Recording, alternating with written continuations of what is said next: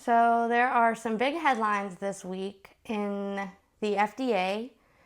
They just opened the door for an old drug that is called Leucovorin, and it is to be officially used in a very rare condition that looks a lot like autism in some kids.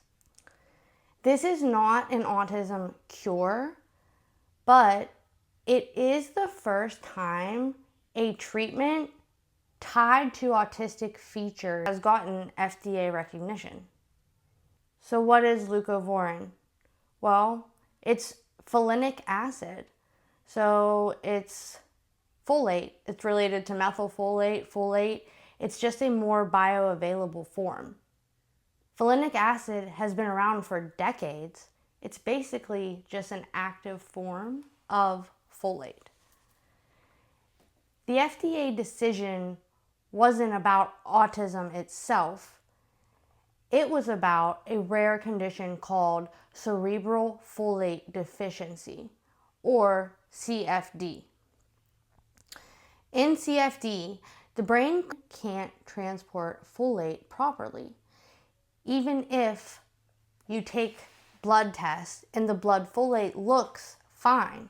Kids with this condition, kids with CFD, often present with developmental delays, seizures, or, yes, autistic features. That's where leucovorin comes in and can potentially make a huge difference. Over the past decade, studies have tested high-dose leucovorin in children with autism spectrum disorder who also have issues with their folate transport. One landmark randomized trial in 2016 by Fry and their team gave kids high-dose leucovorin for 12 weeks. The result? Improvements in verbal communication, especially in kids who tested positive for the folate receptor alpha autoantibodies, which are also called FRAA, which is important to that diagnosis and important to this medication. A newer 2024 randomized trial out of India found broader improvements in core and associated autism symptoms for 24 weeks at similar doses. And meta-analyses reviewing these studies point to consistent but limited evidence. Benefits are most likely in that subgroup, kids with the impaired folate transport, not necessarily across the entire autism spectrum as a whole. In one open label case series in children with autism plus the folate receptor dysfunction and the folate receptor autoantibodies, improvements in verbal communication were assessed after a mean follow-up of 4 months. In a double-blind placebo-controlled trial in autism spectrum disorder, and they were dosing the medication at 2 milligrams per kilogram per day of leucovorin versus a placebo. And the study, again, was over 12 weeks. That was the period during which they compared changes in verbal communication and in their language outcomes. In a meta-analysis review discussing multiple studies, many trials report effects over weeks to months, not necessarily hours to days. Anecdotally, in online reports and forums, some parents report seeing changes after 4 weeks of dosing. And again, the dosing was a little bit higher, like at least greater than 5 milligrams, but it sounds like more than that. Again, these timelines are not formal scientific evidence. These are just patient-reported experiences so far. So I always want to be as honest as I can be when I'm talking about anything and when I'm making these videos. But I did want to note that studies in children diagnosed with autism, but not necessarily the CFD or the folate deficiency kind, or the folate transport impairment kind, showed improvement also in trials versus placebos within 12 weeks. So it does show evidence for improving verbal communication in children diagnosed with autism spectrum disorder, even if they aren't diagnosed with CFD. And this also means more for other parts of medicine. And this also means something for other parts of medicine, for mothers. And we're going to get into that. I'm going to talk about that more toward the end. But again, back to that study of Fry and their team, there were 48 children with non-syndromic ASD and language impairments. And they were in this randomized study, and they had high-dosed folic acid. Again, they used the 2 milligrams per kilograms per day with a max of 50 milligram doses versus placebo for 12 weeks. The folate receptor anti-antibodies predicted the bigger response, but CSF proven CFD was not required. Verbal communication and several secondary measurements improved versus the placebo. Even if this could help one family with a child who has nonverbal autism spectrum disorder, related or not related to CFD, it's worth it to spread this information. In terms of pure pharmacokinetics, leucovorin reaches measurable levels relatively quickly, within hours, but that does not mean the full therapeutic or the benefits or the behavior effects manifest that quickly, because the reports do not say that they do. The reports look more like along the line of anywhere from 4 weeks to 12 weeks. In clinical trials for language behaviors, effects are assessed over weeks to months, not over hours. The time to benefit likely depends on individual biology. Things like how well the folate is transported into the brain in that individual, whether there is some sort of blockage, etc., some other transport issue. Also, the dose and what symptom is actually being measured is very important as well when we are talking about efficacy of leucovorin. So yeah, even though the strongest evidence to date is in children with CFD, autism spectrum disorder, who test positive for FRAA, which again are the autoantibodies that block folate from entering the brain.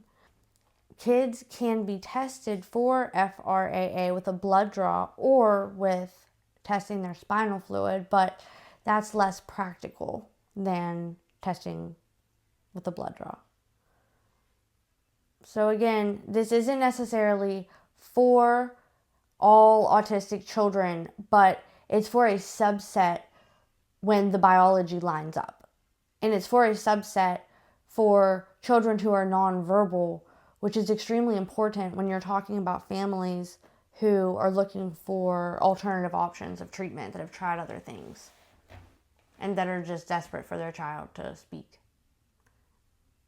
Because if a child can speak and communicate, it can make so many things in daily life so much easier for them and for the entire family. Also, it can help their learning. It can help a number of things. In the studies, the side effects were generally mild. That's also something that's great, because sometimes there was irritability, sometimes some GI upset, like nausea, vomiting. But even though the side effects were mild, this is still not something to just DIY. It needs medical supervision, and careful monitoring. And although you can get, I saw like different versions over the counter, you can't get the actual leucovorin over the counter.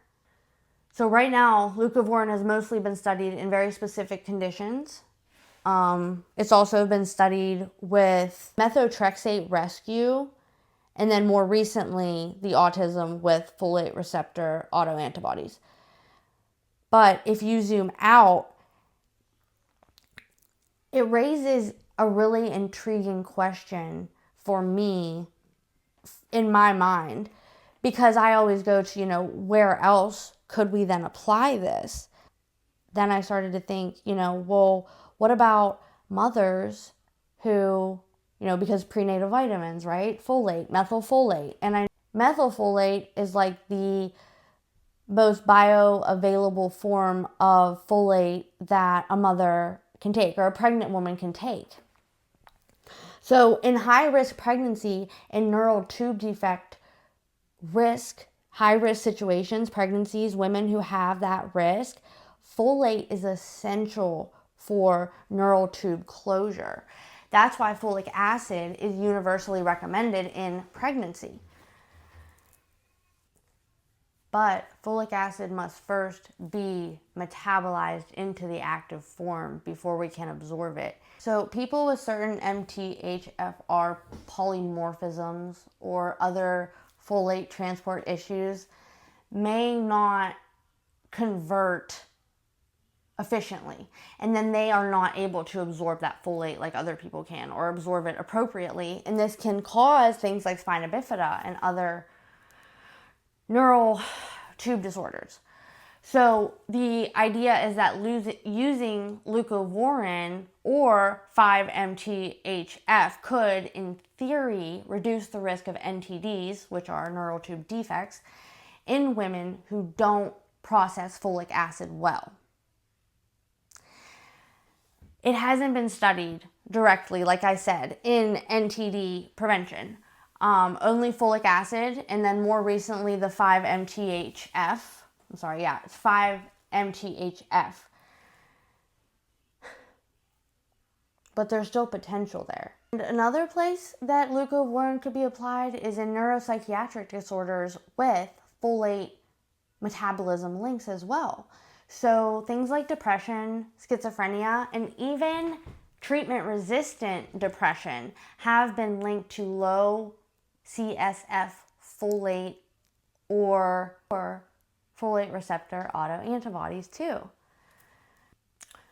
Trials have tested L-methylfolate as an antidepressant adjunct in the past, but they have still not tried leucovorin.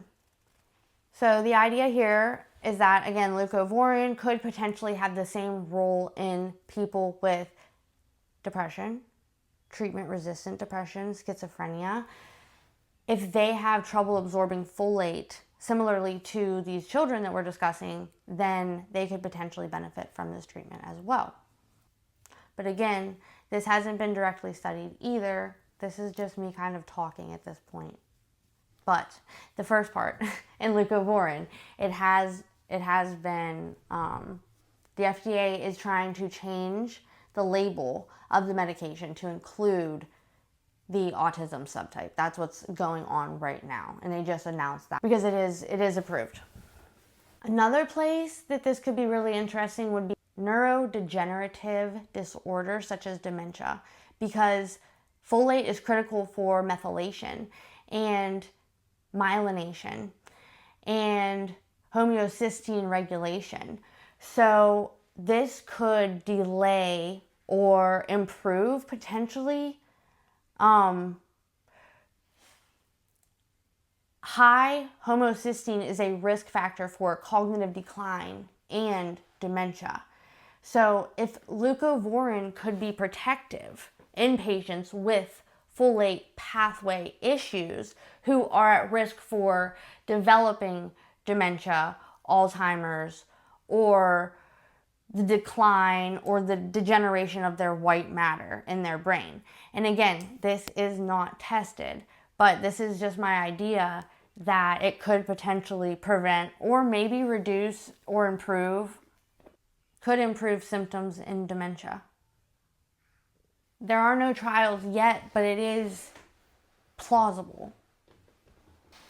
Another place this could be potentially useful would be in celiac disease or Crohn's disease, because they have impaired folate absorption, because the leucovorin could bypass the GI malabsorption. So really any condition you can think of where there's a folate transport issue, this medication could potentially improve symptoms of that disorder. That's what I'm getting at. Even alcohol use disorder, because alcohol use disorder interferes with folate metabolism as well. So it could possibly increase the demand for active forms of folate, and like this folinic acid. And even certain chemotherapy side effects, leucovorin is already used to rescue healthy cells from methotrexate, which is a very interesting, different topic, but maybe its neuroprotective benefits extend beyond oncology. In closing, we don't know yet, but the biology suggests these are the right questions to be asking. But the FDA changing that label is huge. It means access, insurance coverage, and clinician confidence will also improve. It's not a sweeping approval for autism itself, but it's still an exciting development in the field of mental health and for the world of autism spectrum disorder. So if your child is nonverbal and a doctor suspects folate transport problems, leucovorin may be worth a real conversation with your mental health provider or with your primary care provider. And for everybody else, this is exciting because this is where autism research is heading, toward more precision, more biology, and hopefully more options for treatment in general. So if you know somebody who has a child with this diagnosis or an ASD diagnosis at all, maybe it's worth sharing this video with them or sending them this video. And thank you for being here. Like always, don't forget to like and subscribe if you liked this video, and I'll see you next time. Bye.